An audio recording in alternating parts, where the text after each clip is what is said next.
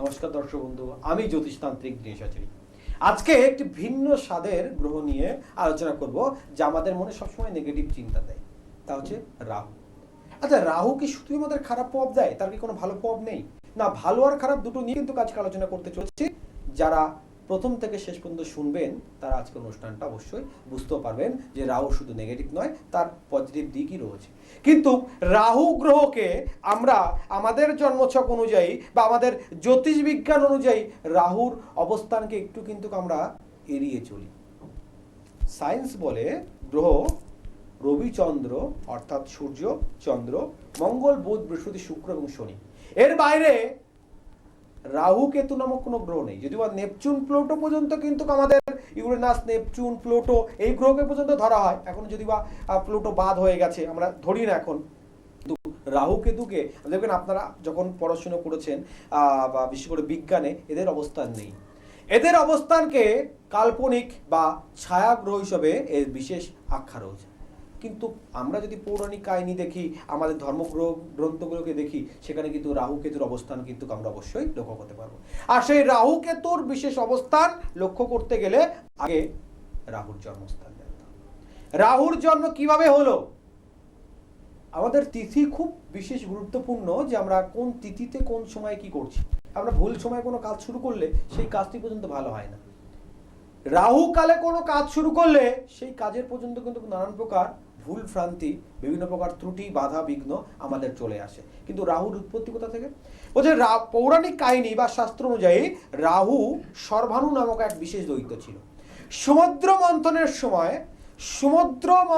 সময় এই সর্বাণু নামক দৈত্য, মানে সমুদ্র মন্থনের সময় যখন অমৃত উঠেছিল, সেই অমৃত যখন ভগবান শ্রীহরি বিষ্ণু দেবতাদের বিলিয়ে দিচ্ছিল, সেই সময় এই সর্বাণু নামক দৈত্য দেববেশ ধারণ করে মোহিনীর কাছ থেকে অমৃত পান করছিল। রবি মানে সূর্য এবং চন্দ্র সেই সতর্কবার্তা মোহিনীকে দিয়ে দেয়, এবং সেই মোহিনীরূপী নারায়ণ তার সুদর্শন চক্র দ্বারা এই সর্বাণুর শিরোচ্ছেদ করে দেয়। সময় এই এই যে শিরোচ্ছেদ হয়েছিল, এই সময় বিশেষ তিথি বা বিশেষ নক্ষত্রের কারণে সেই শিরের নাম হয় রাহু এবং নিচের অংশের নাম হয় কেতু। এবং এই রাহু যেহেতু অমৃত মুখে স্পর্শ করেছিল এবং অমৃত সাদত্ব অমৃত্যুর জন্য, অতএব তার সেই মানে মাথার কখনো মৃত্যু ঘটেনি, সেটি রাহু দৈত্য নামে আখ্যা রয়েছে। এবং আমাদের জন্মছকে কিন্তু এটাকেই আমরা কাল্পনিক গ্রহ হিসাবে ধরে থাকি। রাহু কেতু এক্সাক্টভাবে কিন্তু কাউকে কোনো ডিস্টার্ব করতে পারে না। বিশেষ করে রাহু কোনো গ্রহের উপরে নির্ভর করেই, কোনো গ্রহের উপরে ভর করেই তার বিভিন্ন প্রকার প্রকোপ ফেলে। যেমন কোনো মানুষ যদি সোজা রাস্তা দিয়ে যায়, তার সামনে কোনো গাড়ি আসছে, কি ভাববে? আমি সাইড দিয়ে সরে যাই। রাহু এই ভাবনা নষ্ট করে দেয়, তাকে সেই গাড়ির সামনে যেতে বাধ্য করায় এবং অ্যাক্সিডেন্ট ঘটাতে বাধ্য করে। তাকে এমনভাবে দৃষ্টিভঙ্গি প্রদান করবে লগ্নত্ব দিক দিয়ে বা কোনো না কোনো গ্রহের উপরে বা তার আয়ু ঘরের উপরে এমন করে দৃষ্টিভঙ্গি প্রদান করবে, সে ওই সময় অন্ধ হয়ে যাবে এবং গাড়ির সঙ্গেই তার অ্যাক্সিডেন্ট ঘটবে, এমনকি তার মৃত্যু পর্যন্ত ঘটতে পারে রাহুর অবস্থানে। রাহু যখন মঙ্গলের সঙ্গে কানেক্টিভ হয়, মঙ্গল ভূমিকারক গ্রহ, মঙ্গল যোদ্ধাকারক গ্রহ, মঙ্গল সৈনিক, সোল্ডার, অনেক ব্যাপার রয়েছে। কিন্তু রাহুর সঙ্গে মঙ্গলের যখন কানেক্ট হয়ে যাচ্ছে, এই রাহু মঙ্গলে প্রথম যেটা ঘটনা ঘটাবে আপনাকে প্রশাসনিক ঝামেলা। অনেকে দেখবেন বিনা কারণে, বিনা অপরাধে পুলিশি ঝামেলা হলো, তার প্রধান কারণ কিন্তু রাহু মঙ্গলে প্রশাসনিক ঝামেলা করায়। অনেকে একটা খুব ভাইটাল বিষয় বলি, মাঙ্গলিক আর ভৌম এই দুটো দোষ থাকলেই বিবাহিত জীবনের প্রবলেম। আর তাছাড়া এখনকার আধুনিক জ্যোতিষী কিন্তু অন্য কোনো প্রবলেম থাকলে বিবাহের দিকের কথা ঠিক বলে না। কিন্তু মাঙ্গলিক দোষ ছাড়াও কোনো আরো একটি দোষ বা যোগ আছে, যে যোগ বৈবাহিক দিকে ভীষণভাবে ডিস্টার্ব করে, তাকে বলা হয় অঙ্গারক যোগ। আর এই অঙ্গারক যোগ যখন রাহু এবং মঙ্গলের অবস্থান কোনো জাতক বা জাতিকার ক্ষেত্রে দেখা যাচ্ছে জন্মছকের কোনো জায়গায় রাহুর সঙ্গে মঙ্গলের অবস্থান রয়েছে এবং সেখানে দেখা যাচ্ছে মঙ্গলের উপযুক্ত ঘর নয়, মঙ্গল সেই ঘরে থেকে দেখা যাচ্ছে তার পজিটিভিটি কিছু দেখাতে পাচ্ছে না, বা সেখানে কোনো শত্রু ঘরে মঙ্গলের অবস্থান রয়েছে এবং ডিগ্রিগত মান দেখা যাচ্ছে রাহু সেখানে প্রপার ডিগ্রি দিতে পারছে, সেক্ষেত্রে কিন্তু অঙ্গারক দোষের ফুল প্রভাব পড়ে। অঙ্গার মানে আপনারা কি বোঝেন? এটা কয়লা যদি জ্বালানো হয় তো কিছুক্ষণ পর আগুনটা নিভে যাবে, কিন্তু একটু হাওয়া লাগলেই সেই কয়লাটা আবার জ্বলে উঠবে, এটা হচ্ছে অঙ্গার। আর এই অঙ্গার থেকে অঙ্গারক যোগ, অর্থাৎ রাহু আর মঙ্গলের অবস্থান কোনো জাতক জাতিকার থাকলে তার মানসিক শান্তি বিচ্ছিন্ন হয়। কয়লাতে যেমন একটু হাওয়া লাগলে আগুনের ফুলকি ওঠে, তেমনি অঙ্গারক যোগ থাকলে সেই ধরনের জাতক জাতিকার জীবনে শুধু হাওয়া দেওয়ার মানুষের প্রয়োজন হবে। অর্থাৎ কেউ না কেউ তার লাইফে আসবে, সে তাকে উপকার করুক বা যাই করতে আসুক, যেভাবে আসুক, একটুখানি ঘা খাবে এবং তার জীবন কিন্তু বড় বড় কঠিন পরিস্থিতির মধ্য দিয়ে তাকে চলতে হবে। বিশেষ করে বিবাহ ক্ষেত্রে ভীষণভাবে ডিস্টার্ব করে এবং দীর্ঘদিন ধরে এই অঙ্গারক দোষের জন্য, অঙ্গারক দোষ সহজে ডিভোর্স করাতে দেয় না, কিন্তু বিবাহিত জীবনের থেকে অতৃষ্টকর জীবনযাপন তৈরি করে দেয় এই অঙ্গারক যোগ। এত কিছু নেগেটিভ বললাম, তাহলে রাহুর কি কোনো পজিটিভ দিক নেই? অবশ্যই আছে। রাহুর যা পজিটিভ আছে, এক বৃহস্পতিরও সেরকম পজিটিভ দিক নেই। কিরকম পজিটিভ দিক? আমরা সকলে নানান প্রকার কর্মে ব্যস্ত থাকি নানান সময়। এই নানান সময়ে আমরা কর্মব্যস্ত থাকতে গিয়ে বিভিন্ন প্রকার কর্মকে সঙ্গী করে নিই আমাদের জীবিকা নির্বাহের জন্য। তো এই মঙ্গল বা এই রাহু বিশেষ কিছু কর্মক্ষেত্রে আমাদের বিভিন্ন সাহায্য করে। তো আমরা আমাদের জীবিকা নির্বাহের জন্য যে সকল কর্ম করি তার ভিতরে এখন আধুনিক যুগে কি হয়, কেউ মেকানিক্যাল ইঞ্জিনিয়ার হয়, কেউ ডক্টর হয়, কেউ উকিল হয়, কেউ চাষি হয়, সমস্ত কিছু হয়। এর ভিতরে আরো একটি পেশা রয়েছে যাদেরকে আমরা ব্রোকার বা দালাল বলি, যারা ভূমি সংক্রান্ত বিভিন্ন প্রকার ক্রয় বিক্রয়ের কাজ করে, যে কোনো প্রকার দালাল গোছের কাজ। আর আজকে যে দুনিয়া এসছে, শুনতে খারাপ লাগলেও আমাদের ম্যাক্সিমাম কাজ একজন মিডিলম্যানকে দিয়েই করাতে হয়। একজন আমাদের যে কোনো কাজে দেখবেন, আপনি কিনতে যাচ্ছেন, বিক্রি করতে যাচ্ছেন, মাঝখানে মিডিলম্যান রয়েছে, একজন মিডিলম্যান রয়েছে। আপনি যদি আপনার রাহুর অবস্থান ভালো না থাকে, যদি আপনার রাহুর অবস্থান ভালো না থাকে, মানে রাহু যদি আপনাকে সহায়ক না করে, আপনি হাজার চেষ্টা করুন, ল্যান্ডিং বিজনেস করুন, আপনি যত অর্থ খাটান, আপনি সেই ল্যান্ডিং বিজনেসে কোনোদিনও সাফল্য পাবেন না। একমাত্র ল্যান্ডিং বিজনেসে কেউ যদি, একমাত্র ল্যান্ডিং বিজনেসে দালালি, প্রমোটারি, এই ধরনের বিজনেসে রাহু যদি তার স্ট্রং না থাকে, কখনো সে সাফল্য পাবে না, কখনো সে সাফল্য পাবে না। বিশেষ করে যারা অনেক দেখবেন একটু খারাপ কাজ করে, কোনো নেগেটিভ কাজ করে, একটু দু নম্বরই কাজ করে, তাদেরও রাহুর সাপোর্ট রয়েছে। রাহুর সাপোর্ট বলেই তাকে ওই পথ থেকে ইনকাম করিয়ে দেবে। অনেকে দেখবেন হোটেল বা বার করেছে, সেখান থেকে সে প্রচুর পরিমাণে ইনকাম করছে। অনেকে হোটেল বা বার করেছে, সেখানে সেটা অর্থ খরচ করে করার পরে তার অর্থ শেষ হয়ে যাচ্ছে। এটাও কিন্তু রাহুর খেল, যে রাহুর পজিটিভ দিক আছে বলে রাহু বিলাসবহুলতার এই দিক থেকে তাকে অর্থ প্রদান করছে, আবার রাহুর নেগেটিভ পর্যায়ে আছে বলে বিলাসবহুলতার এই পর্যায়ে গিয়ে, মানে তামসিক এই পর্যায়ে গিয়ে রাহু তাকে আর্থিক দিক শেষ করে দিচ্ছে। তাহলে রাহুর অবস্থান কোন সময়ে কিভাবে রয়েছে, তার দশা অন্তর্দশা কোন সময় কিভাবে পড়ছে, সেটার উপরে কিন্তু বিশেষভাবে নির্ভর হয়। আরো নির্ভর হয় কি, লটারির টিকিটে 1000 লটারি থাকে, কোনো 700 কি 500 জন সেই লটারি কেনে, কিন্তু সবার কিন্তু সেই লটারির প্রাইজ হয় না। কোনো 3 জন কি 5 জন কি 10 জনের এই লটারির প্রাইজ হয়। জানেন কোন 3 জনের সব থেকে ভালো লটারি হয়? যাদের এই রাহুর পজিটিভ ভাব আছে। অর্থাৎ বলে না ফটকা ইনকাম, কে দেয়? এই রাহু দিতে পারে।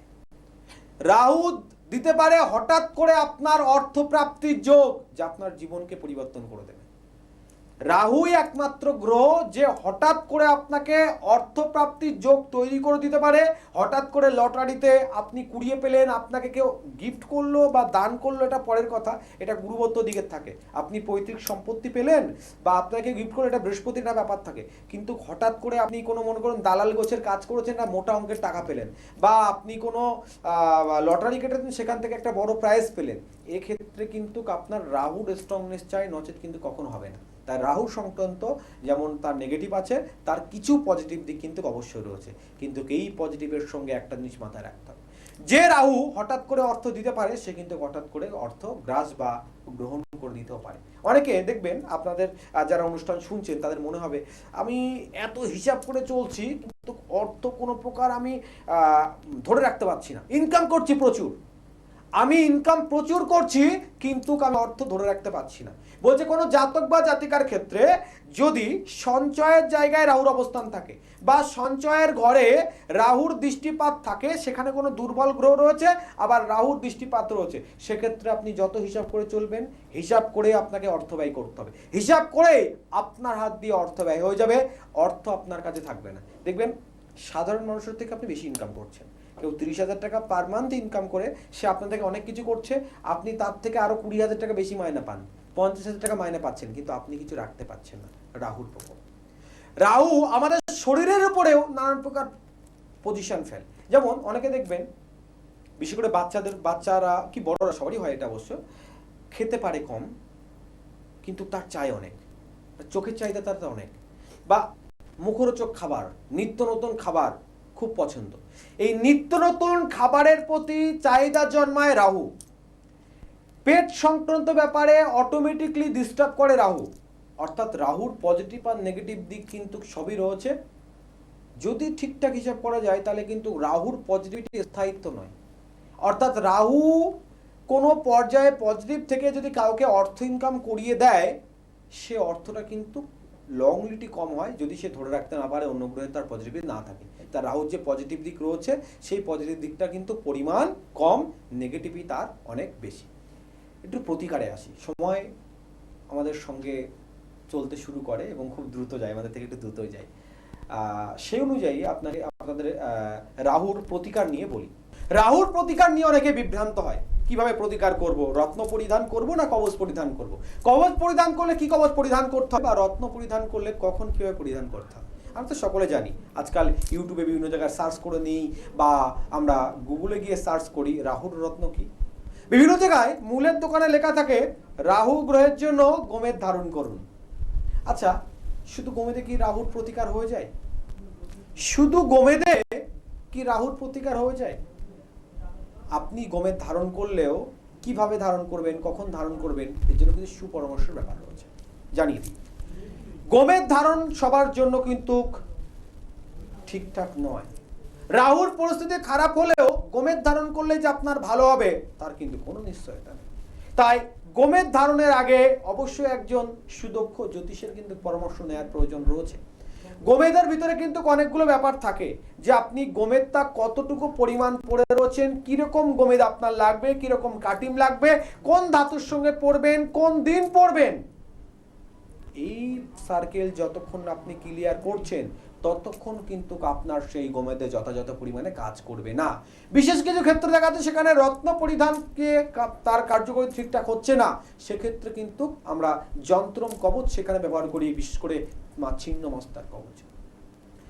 এই রাহু গ্রহের অধিষ্ঠাত্রী দেবী ছিন্ন মস্তা, অর্থাৎ এই ছিন্ন মস্তার কবচ তখন দিয়ে মানে সেই জাতক বা জাতিকা কিন্তু রাহুর প্রোটেক্ট দেওয়া হয়। কারণ আবার অনেকে ভেবে রাখে যে তাহলে রাহু আর কেতুতে মিলে যেখানে কালসর্প দোষ হচ্ছে, তাহলে কি সেখানে ছিন্ন মস্তা কবচ দিলে সমাধান হয়ে যাবে? কখনো না। পরিস্থিতি কি আছে, রাহুর পজিশন কি আছে, শুধু কি রাহুর জন্যই কালসর্প হয়? নিশ্চয়ই নয়। রাহু কেতুর মধ্যস্থ কালসর্প হচ্ছে। আমরা বরংবার আলোচনা করেছি, গ্রহ সমষ্টি আপনি যখন কোনো বিশেষ জায়গায় এসে গ্রহ দোষ তৈরি হচ্ছে, গ্রহ যখন কোনো বিশেষ জায়গায় এসে গ্রহের দোষ তৈরি করছে, সেক্ষেত্রে কিন্তু আপনি কোনো রত্ন পরিধান করে সেখান থেকে সমাধান পাবেন না। সমাধান করতে গেলে আপনাকে কিন্তু সেই দোষের তন্ত্রোক্ত প্রতিকার করতে হবে, তারপরে সমাধান পাবেন, নচেত কিন্তু সমাধান পাবেন না। রাহুর একটা সময়সীমা থাকে, প্রত্যেকের জন্মছক অনুযায়ী রাহু কিন্তু নির্দিষ্ট সময়সীমা পর্যন্ত থাকে, কিন্তু বেশ কিছু পজিশনে ইনভর্ন আমরা যে আমাদের হরোস্কোপে রাহুর অবস্থান কোথায় আছে তারপরে কিন্তু একটা বিশেষ দিক নির্ভর করে। রাহু যদি জন্মছকে পজিটিভ জায়গায় না থাকে, হঠাৎ কিন্তু আপনার বিভিন্ন প্রকার অ্যাক্সিডেন্ট ঘটাতে পারে, হঠাৎ বিভিন্ন প্রকার আপনাকে বিপদের সম্মুখীন করে দিতে পারে, বা প্রশাসনিক ঝামেলায়ও আপনাকে জড়িয়ে দিতে পারে। তাই রাহু সংক্রান্ত প্রতিকার করতে গেলে একদম নিখুঁতভাবে রাহু কোথায় কোন দিক কত ডিগ্রি বেস করে কোথায় রয়েছে, তার দৃষ্টিপাত কোথায় কোথায় পড়ছে, তার দশা মহাদশার ভিতরে কোন দিক আসছে, সেগুলোকে দেখে নিয়ে তারপর যদি প্রতিকার দেয়া হয় তাহলে তার যথাযথ প্রতিকার হবে, আর নচেত তার যথাযথ প্রতিকার হবে না। তন্ত্রোক্ত যে প্রতিকার বললাম, যে রাহু কেতুর যে ফাংশনে কালসর্প দোষ তৈরি হয়, এই কালসর্প দোষের প্রতিকারের ক্ষেত্রে কিন্তু একটু ভিন্ন প্রক্রিয়া রয়েছে। একটু ভিন্ন প্রক্রিয়া বলতে কালসর্পের ভিতরে আবার 12টি ভাগ রয়েছে। কালসর্পের ভিতরে আবার 12টি ভাগ রয়েছে। এই 12টি ভাগে রাহুর অবস্থান কোথায় আছে সেটাকে নির্ভর করে এই 12টি কালসর্পে 12টি নাম আছে। কখনো কুলিক কালসর্প, কখনো শেষনাগ কালসর্প, কখনো অষ্টনাগ কালসর্প, কখনো পদ্মা কালসর্প, এরকম 12টি নামও রয়েছে। এবং সেই 12টি নাম ক্যালকুলেশন এটা করে হয় যে লগ্ন থেকে রাহুর অবস্থান কোথায় আছে সেই অনুযায়ী কিন্তু সেই কালসর্পের আখ্যা হয় এবং সেই অনুযায়ী তার প্রতিকারও হয়। মনে করুন লগ্ন থেকে চতুর্থ ঘরে যার রাহু রয়েছে সেক্ষেত্রে কালসর্প হলে তার প্রভাব সম্পূর্ণ আলাদা, তার প্রতিকার সম্পূর্ণ আলাদা। আবার লগ্ন থেকে অষ্টম ঘরে কারোর রাহু রয়েছে সেখান থেকে তার কালসর্প দোষ হচ্ছে, সেখানে তার প্রতিকার আলাদা, তার ফলাফল আলাদা। অতএব এই কালসর্পের প্রতিকারের ক্ষেত্রে ভিন্ন ভিন্ন দিক রয়েছে। সেই ভিন্ন দিকগুলো গিয়ে যদি আমরা প্রতিকার করি তাহলে তার প্রতিকারগুলো কিন্তু সঠিকভাবে হয়, আর নাহলে কিন্তু সঠিকভাবে হয় না। আর প্রতিকারের জন্য আমরা বিভিন্ন সময় বিভিন্ন প্রকার বিভ্রান্ততে পড়ি। তাই প্রত্যেকেই বলছি প্রতিকার করার আগে কিন্তু আপনি অবশ্যই কোনো জ্যোতিষের পরামর্শ নেবেন। আর প্রতিকার কি রূপে আছে প্রত্যেককে কিন্তু বারবার বলা, রাহু যদি কোনো জায়গায় গিয়ে মনে করুন রাহু মঙ্গলের সঙ্গে থেকে অঙ্গাত করলো সেখানেও গোমেদ দিয়ে কাজ হবে না। রাহু যখন কালসর্প দোষ তৈরি করবে সেখানেও কাজ হবে না। রাহু আপনার যদি কোনো জায়গায় উচ্চস্থ পর্যায়ে রয়েছে, রাহু কোনো দেখা যাচ্ছে নেগেটিভ পর্যায়ে রয়েছে, কাউকে দৃষ্টিভঙ্গি প্রদান করছে, সেক্ষেত্রে আপনি অবশ্যই এই গোমেদ ব্যবহার করতে পারেন। তবে গোমেদের ভিতর প্রকারভেদ রয়েছে, গোমেদের কাটিম, গোমেদের কালার, গোমেদ কতটা উচ্চ মানের, তারপরে সেটা ধাতুর সঙ্গে ব্যবহার করছেন, কোন ধাতুর সঙ্গে পড়ছে সেটা একটা বিশেষ দিক থাকে। কিন্তু বাকি দিকগুলো কিন্তু সম্পূর্ণ রাহু তন্ত্রের উপরে বিভেদ করতে হয়। এবং রাহু ক্রিয়াতে তন্ত্র প্রয়োগ বিশেষ যে দেবীর উপরে করা হয় আমাদের দশমবিদদের, সেই বিশেষ দেবী তা হচ্ছে ছিন্নমস্তা। কারণ ছিন্নমস্তা হচ্ছে রাহু গ্রহের অধিষ্ঠাত্রী দেবী। এই রাহু গ্রহের জন্য অনেকের প্রবল শত্রু তৈরি হয়। এই রাহু গ্রহের জন্য অনেকের বিনা কারণে বিনা দোষে দোষী হয়ে যায়, বিনা অপরাধে অপরাধী হয়ে যায়। এই জন্য রাহু গ্রহের বিভিন্ন প্রকার ক্রিয়া করার জন্য আমরা ছিন্নমস্তার বিভিন্ন প্রকার ক্রিয়া করে থাকি। মানে সাধারণ বলছি, এগুলো কিছুটা গুপ্ত প্রয়োগ, সব বলা যায় না। আমরা যখন কোনো রাহু গ্রহের বিশেষ সমষ্টির জন্য কোনো বিশেষ যজ্ঞাদি করি তখন আমরা ত্রিশূলগুলোকে সব উল্টো করে পুঁতে দিই। ত্রিশূলগুলোকে সব উল্টো করে পুঁতে দিই মানে আমরা সাধারণত কিরকম পুঁতি, যে নিচে যে ত্রিশূলের 3টি শুল উপরের দিকে থাকে আর নিচে তার নিচের হুলটা নিচের দিকে থাকে। কিন্তু আমরা যখন ছিন্নমস্তা প্রয়োগ করি তখনই একমাত্র এই ত্রিশূলের 3টি হুল নিচের দিকে থাকে আর শুধুমাত্র একটি হুল সেটি কিন্তু উপরের দিকে থাকে। অর্থাৎ এই ছিন্নমস্তা দেবীর বিশেষ কিছু শত্রু দমনের ক্রিয়া থাকে। শত্রুর উপরে বিভিন্ন প্রকার ক্রিয়া যখনই করি তখন কিন্তু এই ধরনের পর্যায়ে আমাদের থেকে থাকে। তাই রাহুর প্রকোপ থেকে তন্ত্রোক্তভাবে বাঁচার উপায় করতে গেলে কিন্তু অবশ্যই ছিন্নমস্তার মহাক্রিয়াগুলো করতে হবে, যে ক্রিয়া কিন্তু সকলে করতে সক্ষম নয়। তাই প্রত্যেককে বারবার বলা যে রাহু গ্রহের বর্তমান অবস্থা আপনার জন্মছকে কোথায় আছে সেটা জেনে নিয়ে প্রতিকার করুন, নচেত কিন্তু আপনার সমস্যার সমাধান হবে না। আর যে রাহু হঠাৎ করে আপনার অর্থ প্রাপ্তি করাতে পারে সে রাহু কিন্তু আপনার অর্থ হঠাৎ করে নাশও করতে পারে। অতএব রাহুর অবস্থান যখন রাহুর জন্য যদি আপনার জন্মছকে অর্থ আসে, আপনাকে অন্য গ্রহকে ভালো করে মানে পজিশন দেখে নিয়ে সেই গ্রহকে কিন্তু বাদন দিতে হবে, নচেত আপনি অর্থ রাখতে পারবেন না। প্রত্যেক অমাবস্যাতেই তন্ত্রের বিশেষ ক্রিয়ার জন্য আমি কিন্তু তারাপীঠে প্রেজেন্ট থাকি। যাদের সমস্যা রয়েছে সমাধান করতে চাইছেন তারা তারাপীঠে আমার সঙ্গে ক্রিয়াস্থলে প্রেজেন্ট থাকুন। শুধু আপনি আপনার সমস্যা আছে আপনি অর্থ দিয়ে দিলেন আপনার সমস্যার সমাধান হয়ে যাবে এই ভাবনা মাথায় নিয়ে চলবেন না। বেশ কিছু ক্ষেত্রে আপনার নিজের হাতে করে আহুতি প্রদানের এক বিশেষ অবস্থানের প্রয়োজন হয়, তো সেটার জন্য কিন্তু আপনাকে প্রেজেন্ট থাকতে হবে, তারপরে আপনার সমস্যার সমাধান হবে। বিশেষ বিশেষ যোগে বিশেষ বিশেষ ক্রিয়া হয় এবং তার বিশেষত্ব সমাধান হয়। কিন্তু এই ক্রিয়াস্থলে যারা প্রেজেন্ট থেকে নিজে হাতে করে আহুতি প্রদান করতে পারে তাদের সমাধান কিন্তু সর্বোত্তম হয়। যারা একান্ত যেতে পারছেন না তাদের ব্যাপার আলাদা, কিন্তু যারা প্রেজেন্ট থাকতে পারবেন তারা কিন্তু অবশ্যই প্রেজেন্ট থেকে নিজে হাতে করে আহুতি প্রদান করে যে কোনো প্রকার তন্ত্রের ক্রিয়ার সমস্যা সমাধান করবেন। আপনার জন্য যদি কোনো গুপ্ত প্রয়োগ থাকে সেখানে আপনার প্রয়োজন নেই, সেখানে আপনার প্রেজেন্ট রাখার ব্যাপার নেই। দেখা যায় শুধু আপনি আপনার জন্য কাউকে কোনো বশীকরণ ক্রিয়া করছি বা অন্য কোনো গুপ্ত প্রয়োগ করছি, আপনার প্রয়োজন নেই। কিন্তু বিশেষ কিছু ক্ষেত্রে আপনার গ্রহের কোনো অবস্থান উচ্চস্থ নিচস্থ ভাবের জন্য, গ্রহ দোষের জন্য যখন কাজ করা হয়, ম্যাক্সিমাম আপনি সঙ্গে থাকলে কিন্তু তার সমাধানটা অতি উচ্চমানের হয়। কারণ প্রত্যেকটি গ্রহের সন্তুষ্টজনক তার বিভিন্ন যে কাষ্ট, বিভিন্ন যে যজ্ঞাদি দ্রব্য যেগুলো গ্রহ সন্তুষ্টর জন্য আহুতি প্রদান করানো হয়, ঠিক সেইগুলো দিয়েই আপনার দিয়ে আহুতি প্রদান করানো হবে, যাতে আপনার গ্রহ আপনার প্রতি সন্তুষ্ট হয়। যাক, ভালো থাকবেন, দেখা হবে আগামী দিনে অন্য কোনো বিষয় নিয়ে। ততক্ষণ তিনি কিন্তু রয়েছেন তারাপীঠ মহাশ্মশানে। আমরা ফলহরণী অমাবস্যাতে এই মুহূর্তেই রয়েছে তারাপীঠ মহাশ্মশানে। আপনারা সকলেই জানেন জ্যোতিষতান্ত্রিক শ্রী দীনেশ আচার্য আজকে তার সমস্ত ভক্তদের শিষ্যদের মঙ্গলার্থে নানান ধরনের কাজের মধ্যে মহাযজ্ঞ করছেন সেই সঙ্গে থেকে। এখন প্রায় আমরা এখানে উপস্থিত যারা ওনার কাছে এসেছেন কোনো না কোনো কাজের জন্য, তাদের সাথে